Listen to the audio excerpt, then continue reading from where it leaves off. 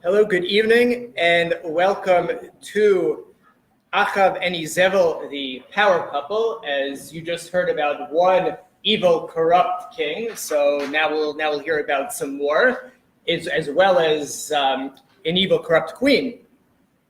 And the Tanakh tells us, and this is reinforced by Chazal, that Achav and Izevel, they were really the worst. In fact, Achav may have been worse than other kings. In fact, the Mishnah in Sanhedrin, in source 1, says that there are, we say before we, the custom before we read Pirkei Avos is to say, Kol Yisrael yesh lahem chelek l'olam haba, that all people, all Jews have a portion in the world to come, and with the exception of some people that it lists who do not.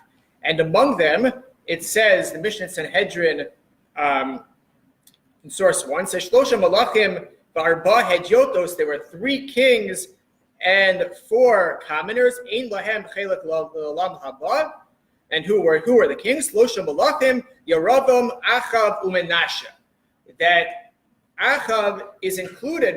We were on a roll. We just heard about Yeravam. Now we have Achav. We have 2 out of 3 among the monarchs who have no share in the world to come. Just a little bit of background. At this point, the kingdom of Israel and Yehuda had been divided into 2, and there were a series of corrupt, idolatrous monarchs.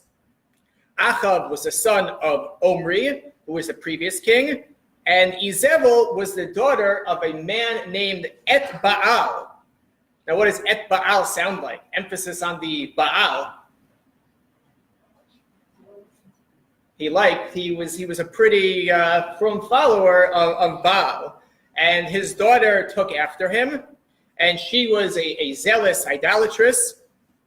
And under their rule, not only did idolatry become rampant, but prophets such as we read Eliyahu and Ovadiah were persecuted. And so it would seem to follow and be proper that Achav is included in those who don't have a share in the world to come. However, if we look at source 2, we see that Achav may be somewhat more complex than we might think on the surface. So the Gemara says, when describing Achav, it says, Achav ach l'shamayim, av la'avodas kochavim. So he was a brother of heaven, of Hashem, of the proper beliefs of monotheism, and he was av la'avodas kochavim, and was like a father to avodas kochavim, to idolatry. And the Gemara explains what's the difference between a father and the brother is the love and connection that a father has for a son is greater than brothers have amongst themselves.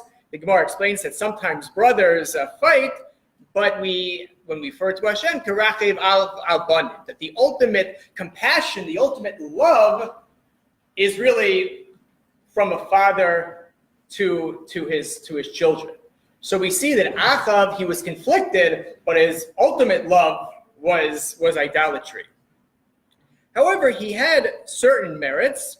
He said, Omer Rabbi Yochanan, it's continuing in source 2, B'dei ma zaka Achav l'malchus, 22 years, based on what did Achav merit to reign for 22 years? The Gemara answered, B'mei shekibed es haTorah shenitna be'esrim v'shtayim osios. That he honored the Torah, which was given with 22 letters. So we see that Achav perhaps wasn't pure evil, that he had certain merits. So why should his merits not help him have some share in the world to come? Why was he nevertheless condemned to have no share in the world to come? Let's take a look at source 3. So the context over here is when there's the famous, powerful account of Eliyahu wanting to prove the prophets of Baal, when Eliyahu wanted to prove the prophets of Baal wrong, and showed that they were false, so there was this big competition, and then it turned out that Eliyahu's offerings were accepted, and it was, people said Hashem hu Elokim, and it was demonstrated that Hashem was God. And after this, many of the Nevi'ei Baal were killed. They were shown to be false, and they were killed.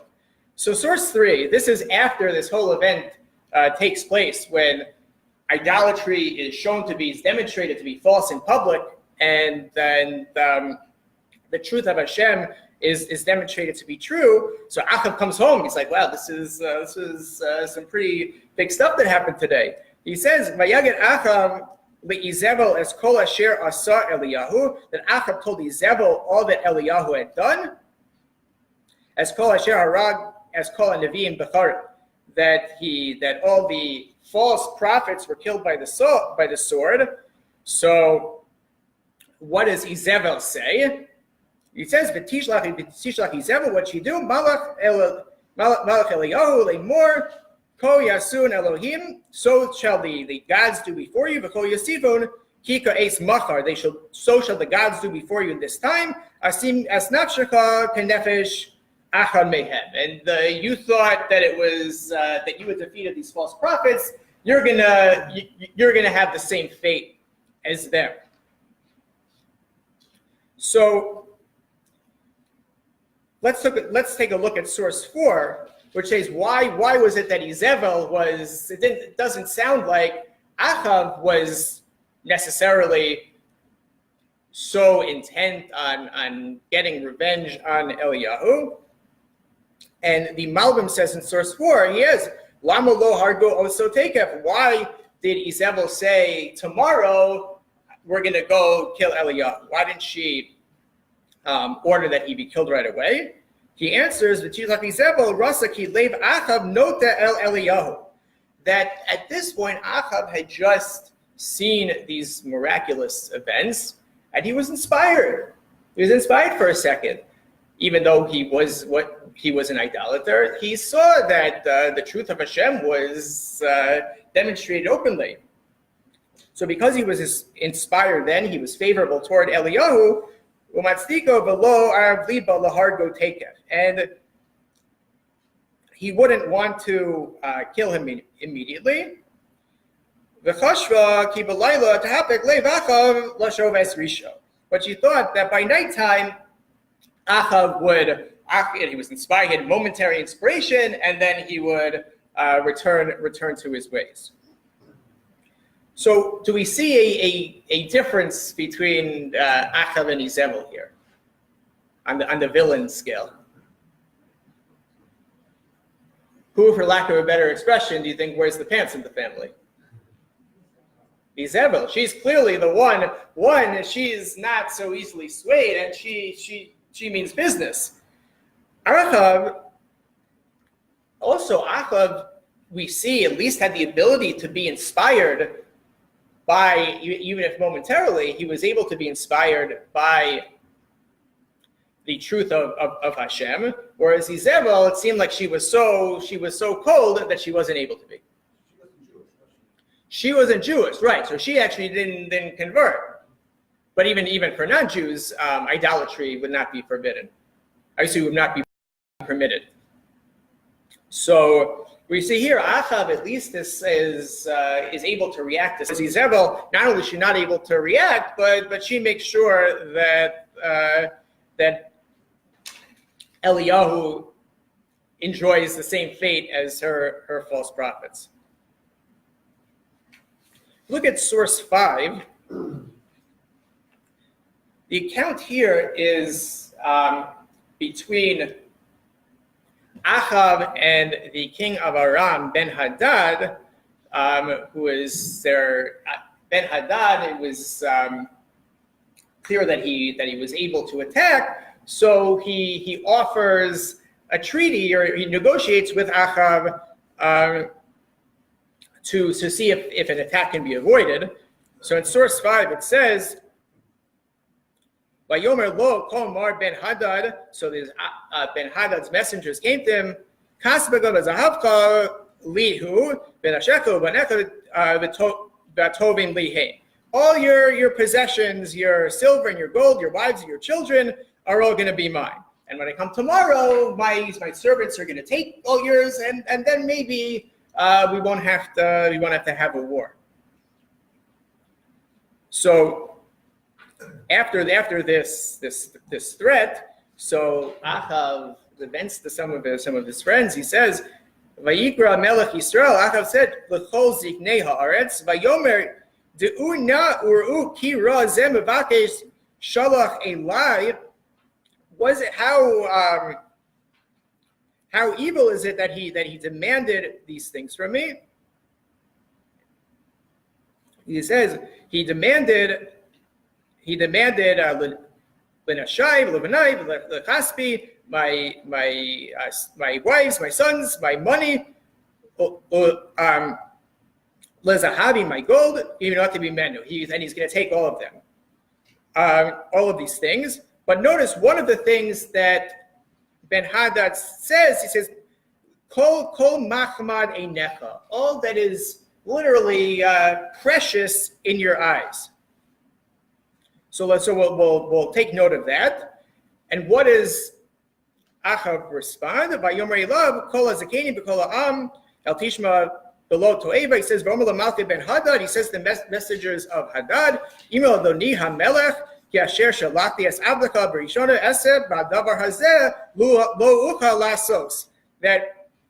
I can give you my sons, my wives, my possessions. I can do all of that, but this machmad, when he said this machmad einecha, what was precious, Achav says I can't do. I give you everything else, but this I can't give you. So what is this machmad einecha? The Gemara in Sanhedrin in source 6 is my machmad einecha, right? Lav sefer Torah, that it was a sefer Torah, that he was willing to give everything else, but he was unwilling to hand over a sefer Torah. So we see that Achav, someone who's willing to give, their wives, their children, possessions, they're not exactly the most upstanding person, but and we've seen in history in the Holocaust, unfortunately, in other cases where Jews have been persecuted, they did draw the line somewhere, and he drew the line. He wasn't willing to give over a Sefer Torah for desecration,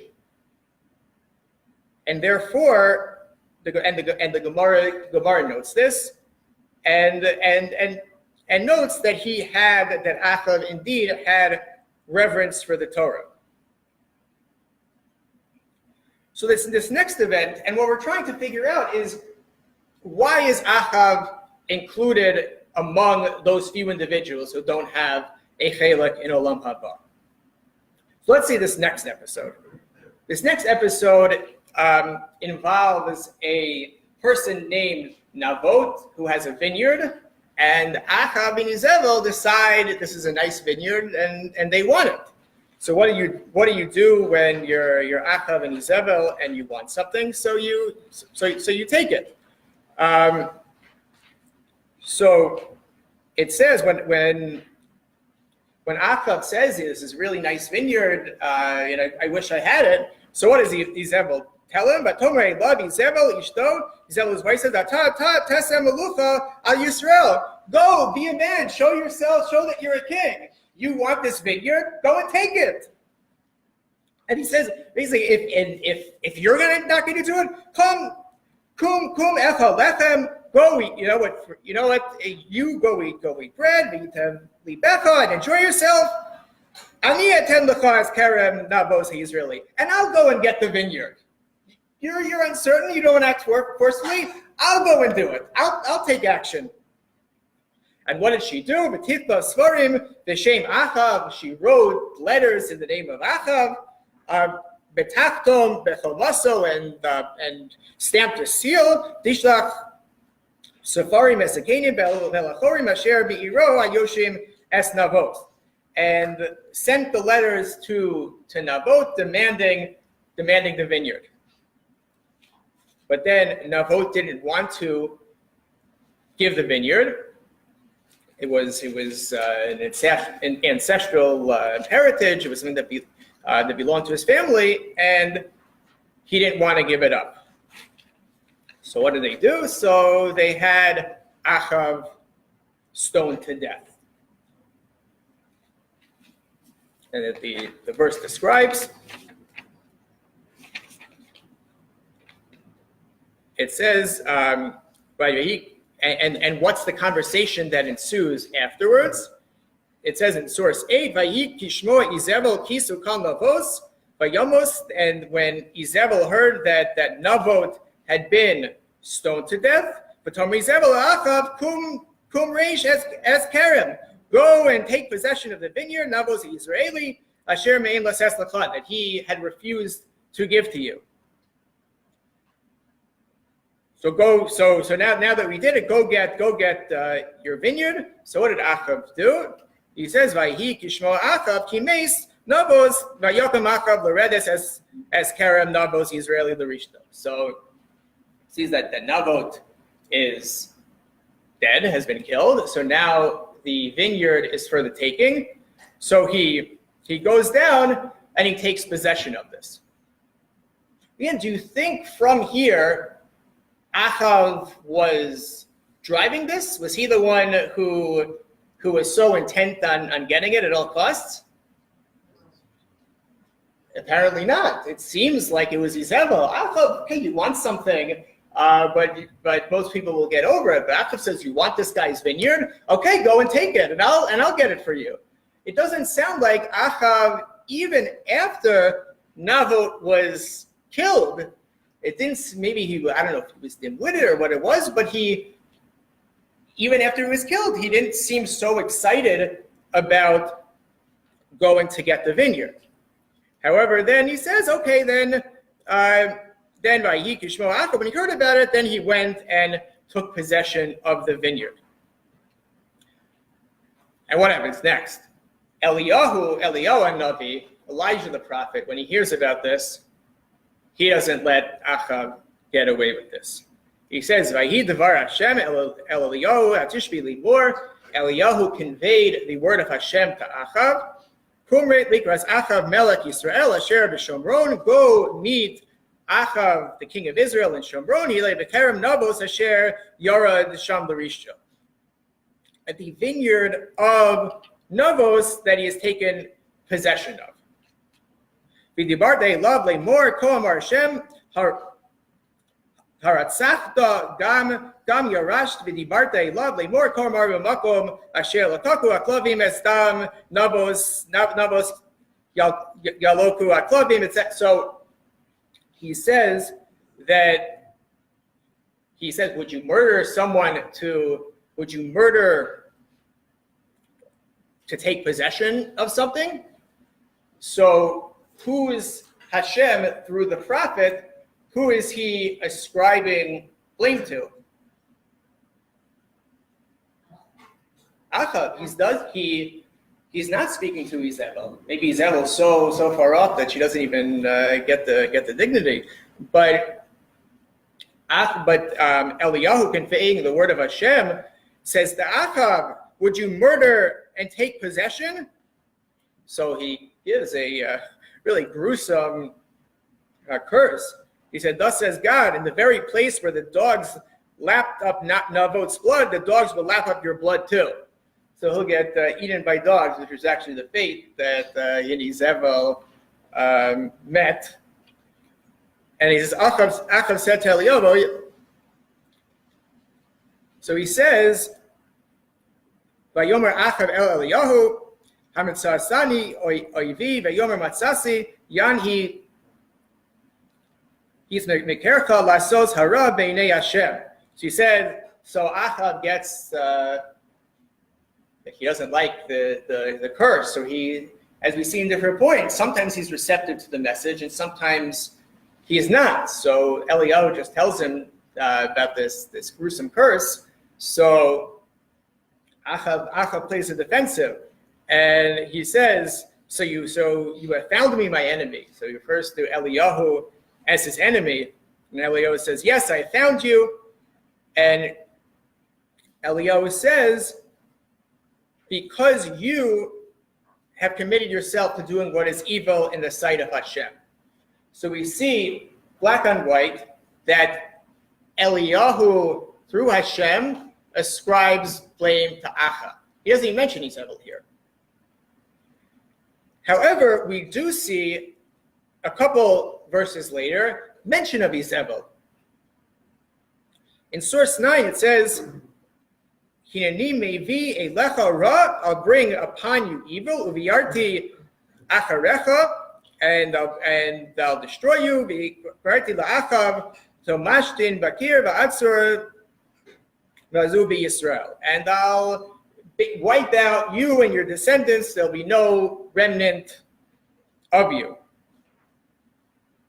And this is because in source 10, the pasuk says, "Rak lo hayaka Achav." There was no one like Achav, Asher Hismaker, who committed himself. In some contexts, it even used to mean he was like addicted. Lasos hara b'nei Hashem, Asher heisata oso Izevel ishto. That it's the Tanakh tells us that even compared to the other wicked kings, there was no one like Achav who committed himself to doing what was displeasing to God.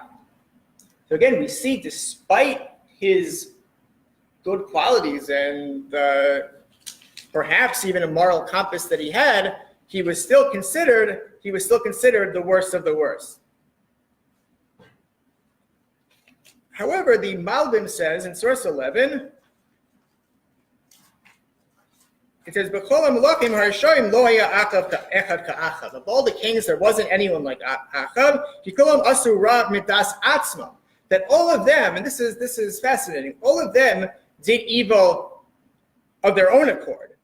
But Achav was basically sold out to others. He did it, he committed evil based on the influence of others. And in some ways, it sounds like this is worse. It sounds like it's worse. But then back to our question, and the Talmud asks this question in source 12.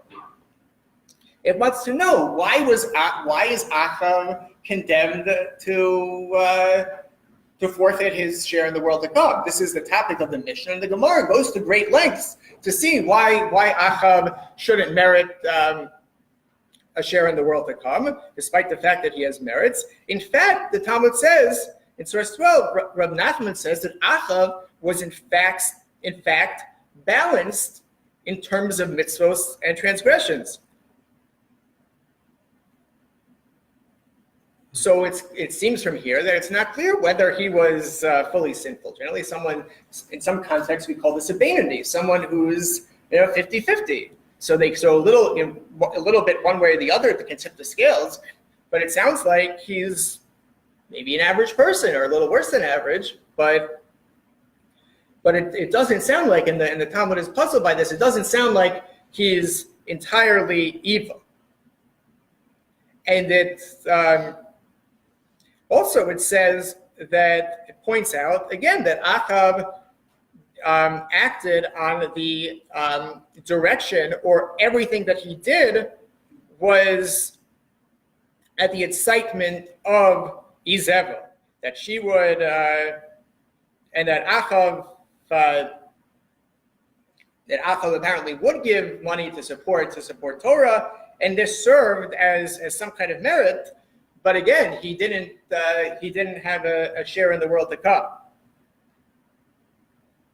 So look at source 13. The Malbim says, and I think this helps answer our question. The Malbim says, "She's makeres lasos hara," that you've become addicted, you've sold yourself to doing evil. V'ki'ilu ata nimkar le'izevel ishtecha le'ini nasos harasha b'zeh ata avad la lasos hudasa. that you sold yourself to your wife for doing evil. That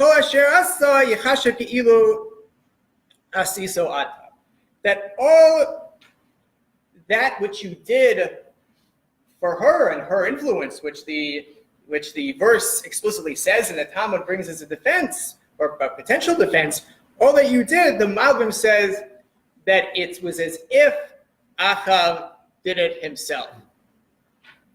So I think what comes out of this is we see Achav seems like he's a weak personality.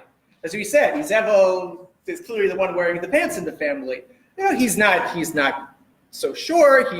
And as we saw in the beginning, that he, as did many at that time, he was in Avla Avodah Zarah. He had this love for Avodah Zarah, but he was an Ach L'Shamayim, that he had some redeeming qualities. He had some respect, as we see, for Torah and for Torah scholars. So one could say perhaps that Achav was the victim of circumstances. That at the time, the urge and the challenge of idolatry was so much more. It was something that we can't imagine. That even the Talmud tells about Menashe, that he tells one of the sages, Ravashi, that had you been alive then, you would have picked up your garment to go run to Avodah Zarah. So we see, on one hand, Achav was enamored by Avodah Zarah. This was a challenge that existed at the time. Not only that, he had his wife, who, even when he wasn't so intent on doing it, she says, no, go and take the vineyard, go and kill Eliyahu. So we see that she was a driving force. But despite all of this, as the Malbim points out, and we see from the fact that the Mishnah lists Achav as one of the people who don't have a share in the world to come, that none of this was really an excuse. At the end of the day, different people have different challenges, and Achav certainly has the challenges. But what Eliyahu told him and rebuked him, and why is any remnant of him was destroyed, is that it doesn't matter. You, because of your selfish motivations, you allowed a murder to happen. You allowed all of these things to happen under your rule. I don't really care what was influencing you. It's as if you did it. So we also always have to be mindful of, despite the things that are pulling us in different directions, we are ultimately responsible for our actions. And from the verses in Tanakh and from the Mishnah, we certainly see that each person is in fact responsible for their actions. Thank you so much.